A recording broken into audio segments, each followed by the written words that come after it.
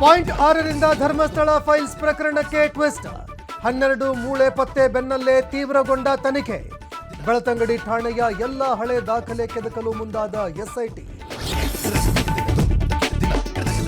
ಇಂದು ಎಸ್ಐಟಿಯಿಂದ point 7ನಲ್ಲಿ ಹುಡುಕಾಟ.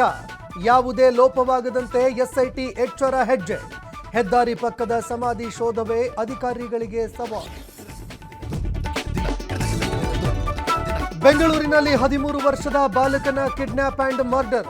ಕಾಲಿಗೆ ಗುಂಡು ಹಾರಿಸಿ 2 ಆರೋಪಿಗಳ ಬಂಧನ. ವಿಕ್ಟೋರಿಯಾ ಆಸ್ಪತ್ರೆಗೆ ಆರೋಪಿಗಳಿಗೆ ಚಿಕಿತ್ಸೆ.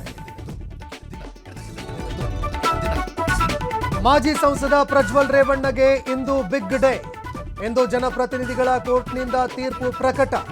ಕನಿಷ್ಠ 10 ವರ್ಷದಿಂದ ಗರಿಷ್ಠ ಜೀವಾವಧಿ ಶಿಕ್ಷೆ ನೀಡುವ ಸಾಧ್ಯತೆ. ಬಸ್ ಮೆಟ್ರೋ ಬಳಿಕ ಇದೀಗ ಆಟೋ ಕೂಡ ದುಬಾರಿ. ಇಂದಿನಿಂದ ಆಟೋ ಮಿನಿಮಮ್ ದರ 36 ರೂಪಾಯಿ. ಆಟೋಗಳ ವೇಟಿಂಗ್ ಚಾರ್ಜ್ ಕೂಡ ಹೆಚ್ಚಳ.